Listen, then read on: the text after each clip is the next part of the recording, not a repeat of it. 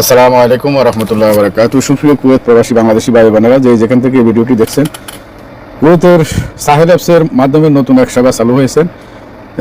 গৃহকর্মী ও ঘরের ড্রাইভার যারা আসবেন, স্বরাষ্ট্র মন্ত্রণালয় নতুন এই সাহেল অ্যাপস চালু করেছেন।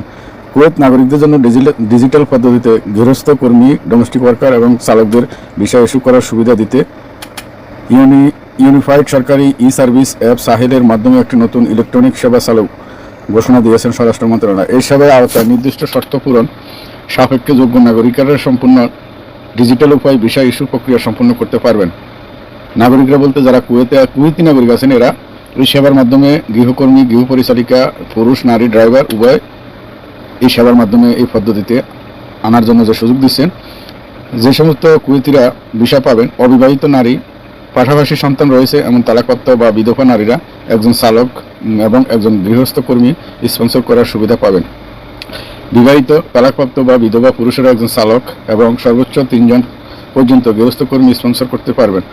অবিবাহিত পুরুষেরা শুধু একজন চালক স্পন্সর করার অনুমতি পাবেন।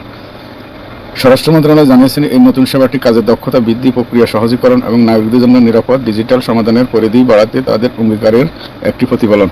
তবে খাদিম ভিসা বলতে সকল দেশের খাদিম ভিসা চালু রয়েছেন। তো আল্লাহ হাফেজ, সবাই ভালো থাকবেন ইনশাল্লাহ।